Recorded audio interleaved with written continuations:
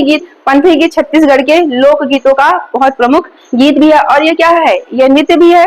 जो नृत्य किया जा रहा है वो सिंपल नृत्य ही नहीं किया जा रहा, उसके साथ एक महत्वपूर्ण गीत भी गाया जा रहा है। तो पंथी नृत्य में आप इस चित्र में देख रहे होंगे कि नर्तक क्या कर रहे हैं, एक बहुत बड़े बड़े स्टेप का पालन कर रहे हैं, कलाबाजी कर रहे हैं, एक ऐसी पिरामिड बना रहे हैं गोल गोल, जो आप किसी शो में आजकल देख रहे हो, किसी टैलेंटेड शो में, आप टीवी शो में देख रहे हो, तो नर्तक लोग क्या करते हैं, कलाबाजी करते हैं। उसमें नर्तक मतलब डांसर लोग ऐसी ऐसी स्टेप का कलाबाजी करते हैं, आज बहुत बड़ा स्टेप करके कई चीजों में विनर भी हो जाते हैं वो। तो उनके अंदर इतना गट्स रहता है और जिसका प्रैक्टिस किए रहते हैं, हैबिट रहता है, तो ऐसे ऐसे कलाबाजी करते हैं। क्योंकि इसका सिंबल देखिए छत्तीसगढ़ शासन ने बनाया है, ये छत्तीसगढ़ शासन का लोगो है, उसका सिंबल बनाया गया है पंथी नृत्य का। और इस नृत्य के साथ क्या किया जाता है, इनके द्वारा महत्वपूर्ण गीत गाया जाता है। चलिए इसके बारे में संपूर्ण जान लेते हैं कि क्या होता है पंथी में।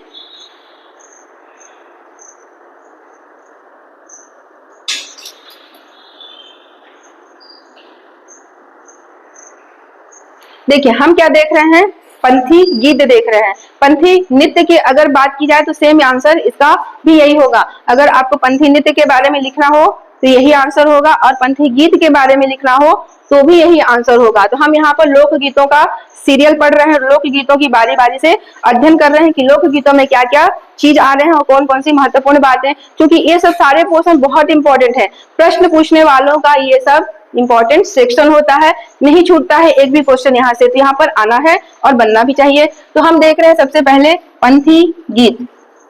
आप इसको नृत्य में भी इसका उत्तर पूरा ही ले सकते हैं, जहां से पूछा जाए क्वेश्चन आप उसको नृत्य में भी आंसर ले सकते हैं और गीत में भी आंसर। जिसके साथ नृत्य किया जा रहा है उसी के साथ गीत भी किया जा रहा है। वैसे सुआ में जो नृत्य किया जा रहा है, सुआ में वही गीत गाई जा रही है। तो पंथी नृत्य भी सेम है और पंथी गीत जो गाया जा रहा है वो भी इसी में आंसर में आ जाएगा। सबसे पहले देख लीजिए कि ये किस समाज में प्रचलित है, किनके द्वारा किया जाता है। तो इसमें सबसे बड़ी जानकारी एकदम एक नंबर के फैक्ट में रखना है कि सतनाम पंथियों द्वारा किया जाता है। जो पंथी नृत्य है सतनाम पंथियों द्वारा किया जाता है। सतनाम पंथ एक अलग पंथ बन चुका है, एक अलग धार्मिक चीजें हो गई हैं, धर्म हो गया उनका। तो सतनाम पंथ क्या होता है, सतनाम में क्या जुड़ा है, सत। सतनाम में जो यहाँ पर लिखा हुआ है सतनाम, सतनाम में ये सत लिखा है, इसका मतलब होता है सत्य, इसका मतलब होता है सत्य। जो सत्य पर चलता हो, सत्य के धर्म में चलता हो, सत्य धर्म का पालन करता हो, उन्हीं के पालन करते करते इसका नाम बन गया सत्य नाम या सत्य नाम भी बोल सकते हैं। लेकिन सत्य नाम छत्तीसगढ़ी में नहीं बोला जाता, आधा त का उपयोग नहीं किया जाता है, इसलिए आधे त का उपयोग ना करने के कारण इसका नाम सत्य नाम से बनकर सत नाम हो गया है। तो यहाँ पे आप देख सकते हैं ये सतनाम पंथियों द्वारा किया जाता है। अब ये तिथि, अब ये जो पंथी जो नृत्य है या पंथी गीत है, यह कब किया जाता है, एक खास तिथि में किया जाता है जब गुरु घासीदास जी का जन्मदिन रहता है। जब गुरु घासीदास जी का जो जयंती होता है उस दिन इसका आयोजन किया जाता है। और जन्म किस दिन हुआ होता है, माघ पूर्णिमा में। इनका जन्म जो हुआ होता है वह माघ पूर्णिमा के दिन हुआ होता है। हर साल जब माघ पूर्णिमा आती है तो इस जो गुरु घासीदास के जन्मदिन के अवसर पर पंथी नृत्य का आयोजन किया जाता है और पंथी गीत का भी गायन किया जाता है। अब देखिए इसमें खास क्या है, जो पंथी गीत गा रहे हैं उसमें किस चीज को गा रहे हैं, या पंथी नृत्य कर रहे हैं तो किस चीज के लिए कर रहे हैं। सीधे सीधे गुरु घासीदास हैं, जो उनके जो गुरु घासीदास वो तो सबके गुरु हैं, वो तो सबके लिए सत्य नाम पढ़ा कर गए हैं, सबके लिए कुछ उपदेश देकर गए हैं। वो उनके ही गुरु क्या, हमारे भी गुरु हैं, हमारे भी पूजनीय है, सबके पूजनीय है, पूरे समाज के लिए पूजनीय है, क्योंकि सबके लिए उन्होंने सब कुछ अच्छा दिया है, किया है। तो देख रहे हो उनके जीवन चरित्र के बारे में उसमें गुणगान किया जाता है। उनके जो उद्देश्य और उपदेश दिए गए हैं, जो गुरु घासीदास ने अपने जीवन में जितना ज्ञान पाया था उसके बाद उन्होंने जो उपदेश दिया है उस उपदेशों को इसमें गाया जाता है, गायन शैली में बखान किया जाता है। तो देख रहे हो जीवन चरित्र और उद्देश्यों, जो उनके उपदेश होते हैं उनके गुणों को गाया जाता है। तो सीधे सीधे किस पर आधारित है, पंथी नृत्य या पंथी गीत गुरु घासीदास के उपदेशों पर आधारित है, उनके जो जीवन चरित्र पर आधारित है। अब देखिए इसमें ऐसा नहीं बोला गया है कि महिलाएं ही करेंगी, ऐसा नहीं बोला गया है कि केवल पुरुष करेंगे। इसमें सभी लोग मिक्स होकर इस नृत्य को और इस गीत को गा सकते हैं। महिला भी इसमें पूरा योगदान दे सकती हैं, पुरुष भी दे सकते हैं और बच्चे भी, जिनको इनमें आना है सभी आ सकते हैं इस आयोजन में। अब देखिए यहाँ पर क्या है, जिसको पंथी नृत्य या पंथी गीत करना है सभी कोई गिरोधपुरी तो नहीं जा सकते हैं जहां पर जैत खाम बना है, तो जो नहीं जा सकते हैं वो अपने क्षेत्र में इसका आयोजन करेंगे। अपने क्षेत्र में कैसे आयोजन करेंगे, साजा वृक्ष का एक डगाल लगा लेंगे, टहनी लगा लेंगे और उसके चारों ओर नृत्य करेंगे, मतलब पिरामिड के आकार में, जैसे मैंने अभी दिखाया चित्र में, एक ऊपर एक चढ़ के एक पिरामिड बना रहे हैं, गोल घेरा बना रहे हैं और कलाबाजी कर रहे हैं। तो साजा वृक्ष की लकड़ी लगा लेंगे, उसको एक बना लेंगे जैत खाम और उसको पूजनीय स्थल बनाएंगे। उसको आयोजन करने से पहले उसकी तैयारी की जाती है, फिर उसके बाद उसका वहां पर आयोजन होता है, चारों तरफ नृत्य और गीत गाते हैं। वहां पर देखो पिरामिड नुमा बनाते हैं और कलाबाजी का प्रदर्शन करते हैं। पर ये यहाँ तक ही सीमित नहीं रह गया है कि एक क्षेत्र तक सीमित हो गया, ऐसा नहीं है। ये क्या है, छत्तीसगढ़ में एक कंपटीशन लेवल पर भी शुरू हो गया है। जब भी कोई चक्रधर सम्मान होता है या छत्तीसगढ़ का उत्सव मनाया जाता है तो वहां पर ये बाकायदे जाते हैं, अपने नृत्य का आयोजन करते हैं कलाबाजी के साथ। देख लो एक के ऊपर चढ़कर कलाबाजी कर रहे हैं, पिरामिड बड़े बड़े घेरे में कुछ अलग अलग कलाबाजी दिखाते हैं, जो आप इंडिया शो में देखते हो, टीवी शो में देखते हो, यहाँ से वो कॉपी भी कर लिए, ऐसा भी सब मान सकते हो। अब इसका वाद्य यंत्र याद रखोगे, परीक्षा की दृष्टि से मोस्ट इंपॉर्टेंट है कि जो पंथी नृत्य है उसमें किस वाद्य यंत्र का प्रयोग किया जाता है, तो मांदर और झांझ का, मांदर उसका, मृदंग भी बोल सकते हो, तो मांदर और झांझ का। जब मृदंग बजता है, जब मांदर बजता है तो सोचो माहौल तो और अच्छा सुंदर हो जाता है। ये नृत्य और भी तेज गति से, जैसे जैसे मांदर की गति तेज कर दी जाएगी, झांझर की गति तेज कर दी जाएगी, तो नृत्य भी तेज हो जाता है वहां पर। अब देखो इसके प्रमुख कलाकार को आपको एकदम याद रखना है क्योंकि कलाकारों से क्वेश्चन हमेशा आता है। स्वर्गीय देवदास बंजारे, इसका मैंने ट्रिकी लिंक बताया था। पंथ में कौन चल रहा है, एक देवदास पंथ में चला जा रहा है, तो यहाँ से देवदास को याद रखना है। बोलते हैं ना, वो देखो देवदास जा रहा है, तो देवदास को पंथ में जाता हुआ याद करना है। अब इन्हें क्या बोला गया है, पंथी नृत्य के या पंथी गीत के पितामह बोला गया है, क्योंकि इन्होंने ही स्टार्ट किया है, इनका श्रेय सीधे सीधे इनको जाता है। अब इन्होंने क्या किया है, ये छत्तीसगढ़ ही नहीं विश्व लेवल पर इसको पहुंचाने का पूरा पूरा प्रयास किया है। आज ये छत्तीसगढ़ ही नहीं विश्व लेवल पर भी जाना जाता है। दूसरे कलाकार कौन है, कल्याण दास महंत, इनको भी याद रखेंगे अगर ये महत्वपूर्ण है, क्योंकि आज जीवित नहीं है। लेकिन इनके बाद कौन है, कल्याण दास महंत, ये आज देख रहे हैं इन चीजों को, तो ये भी बहुत महत्वपूर्ण हो जाते हैं। इसी में एक महत्वपूर्ण चीजें आप जान लीजिए, इसी महत्वपूर्ण चीजें जान लीजिए कि जो गुरु घासीदास से संबंधित है, जहां पर उनका जन्म हुआ था, वो स्थल कितना महत्वपूर्ण हो चुका है, बहुत ज्यादा महत्वपूर्ण हो चुका है। उनके स्मरण में, उनकी जन्म स्थली को देखते हुए वहां पर जैत खाम्ब की स्थापना की गई है।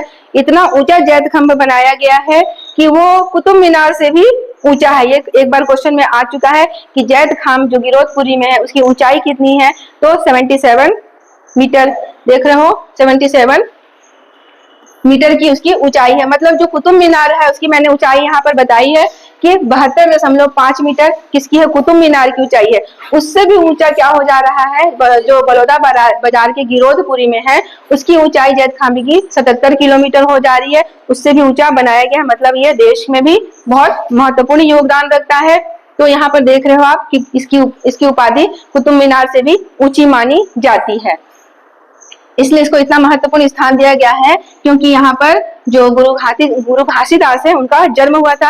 तो आप जब व्यक्तित्व का परिचय पढ़िएगा तो गुरु घासीदास के बारे में इस स्पष्ट रूप से, पृथक रूप से एक पाठ लेसन ही पढ़िएगा कि गुरु घासीदास के बारे में बताइए। उनका जन्म बताना पड़ेगा, उनकी मृत्यु बतानी पड़ेगी, उनका माता पिता देखना होगा, उन्होंने कहाँ जन्म लिया, कहाँ पे ज्ञान प्राप्त किया, कहाँ पे उनकी मृत्यु हुई, सारी चीजों को उनसे संबंधित स्थलों पे क्वेश्चन आते हैं। जो भी 1 दिवसीय एग्जाम दे रहे हो उनके लिए भी ये क्वेश्चन बहुत महत्वपूर्ण है। जन्म स्थल से क्वेश्चन गिरोधपुरी हो गया, यहाँ पे जैत खाम्बी की स्थापना की गई है। वैसे अलग अलग जगह पे जहाँ पे ज्ञान मिला उनको, जहाँ पे मृत्यु हुई, उनकी सारी चीजों पे क्वेश्चन बनता है। तो ये एक अलग से क्लास इसकी होगी इनके ऊपर।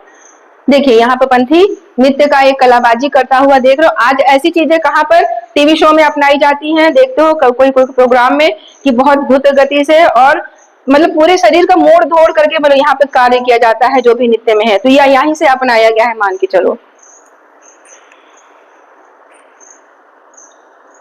अब इसके बाद देखते हैं महत्वपूर्ण लोकगीत जो है ददरिया। ददरिया में दादा दादी नहीं पढ़ना है, ददरिया में क्या पढ़ना है, ददरिया में पढ़ना है लोकगीत जो छत्तीसगढ़ के लोकगीतों का राजा कहा जाता है। तो दादा से राजा समझ लेना, यहाँ पर पढ़ने के तरीके से आओगे थोड़ा सा इस याद करने के लिए कि दादा किसको, दादा मतलब क्या, मतलब वो राजा, लोकगीतों का राजा। देखो यहाँ पर मैंने यहाँ पर एक फिल्म रखी है, पिक्चर रखी है, इससे आप समझ लोगे कि ये इससे क्वेश्चन पूछ रही है, बता ए दाऊ बता मोर आंसर ला दे, तो ये कहा था ले बता बता बता, कैसे बतावे, मालूम हो तो बतावे ना। तो ऐसे कई लोग क्या करते हैं, खेती बाड़ी करते करते क्वेश्चन पूछते हैं और दूसरा पक्ष क्या होता है, आंसर देता है। तो इस चीजों को पिक्चर से भी याद रख लेना कि हाँ मैंने कभी देखा था, मुझे इसका आंसर मिल जाएगा। एक और है यहाँ पर, कितने मजे से जो देख रहे हो, ददरिया गीत है, छत्तीसगढ़ का लोक गीतों का राजा बोला जाता है, कितना महत्वपूर्ण हो जाता है अपने आप में। तो ये कभी ये क्वेश्चन पूछ रही है इससे, तो कभी ये क्वेश्चन पूछ रही है इससे, और ये बड़े मजे के साथ रुक बतावत हो कैसे करके, ले बता मैं यह पूछा तो उत्तर है ले बता। तो बढ़िया गा गा के दो दो पंक्ति में वो लोग पूछती हैं, तो दो दो पंक्ति में ये आंसर भी देता है। तो ये ऐसे करके ये जवाब सवाल शैली में ये सारी ददरिया का चलता है प्रोग्राम।